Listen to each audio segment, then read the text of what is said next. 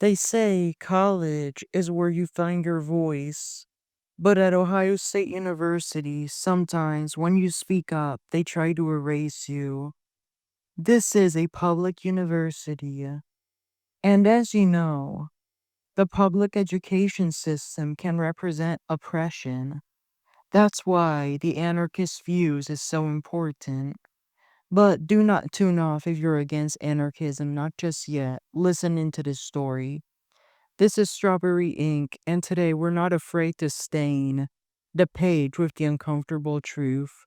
Let me tell you a story, not the one in the glossy brochures with football trophies and graduation caps tossed in the air.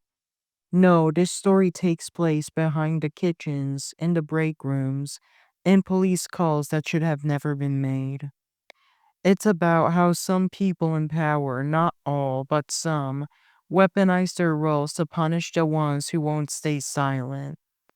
They are a representation of the KKK, and they're associated with the KKK as well as the white supremacy.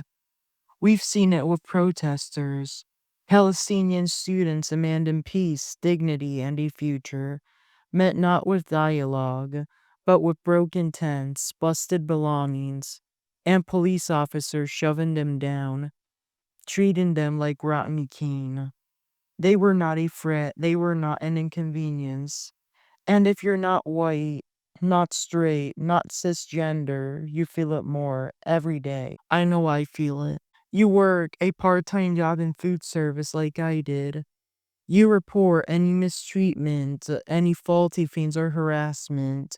You speak up when you're disrespected, such as when you get strikes and get fired for showing remorse towards the Palestinian protesters.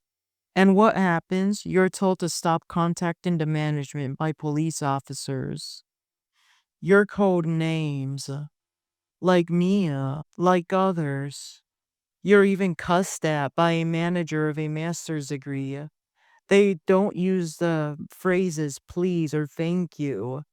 They just tell you stop communicating with me. They do it in a very rude way. You're painted as a threat as well. You're not given a voice. You're handed a target. And if you keep talking, the police show up. Not because you broke a law, but because someone with more connections wants you gone. And while some prosecutors still believe in justice and deny bogus charges, the damage, it's already done. OSU's campus police, some of them, say protect and serve through their t-shirts. It's not a promise. Ask families of those who've been targeted.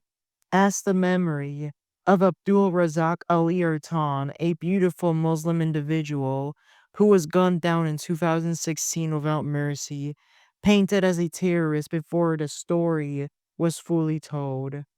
His name deserved more than footage, it deserved honor. And what about the officers who treat phone calls like power plays, who don't say hello when you call them, who threaten warrants over miscommunications, who make their jobs feel more like intimidation than service? What about the managers who smile while damaging protesters' tents, ripping their voices from the campus's lawn, one poll at a time? And let's not lie to ourselves. This is not a free country. Not if your freedom is conditional on being white, straight, cis, and silent. The US Constitution, it may have been written years ago with ink, but it's long overdue for a rewrite in blood, sweat, and truth. Truth from people like you, people who've been ignored, threatened, erased, but who still are here, still loud, still refusing to apologize for existing. This is not just about OSU. It's about every institution that protects the powerful and punishes the honest. People like Skylar Getty, Vrancken, and Katie Demi, they are associated with the KKK. They are white supremacists. So is the rest of the administration, especially in the Ohio Union. Hail Abdul Razak Ali Ertan and edit the US Constitution. Let this episode be your ink. Let it sing to silence. Keep fighting even if it gets you in trouble with the law. If you feel the calling to commit something glorious, go ahead and do so. Let me know if you have any struggles. I'm willing to talk to you. This is Strawberry Ink, and we will not be erased. I will not be erased. Have a good rest of your day, and fight, fight, fight.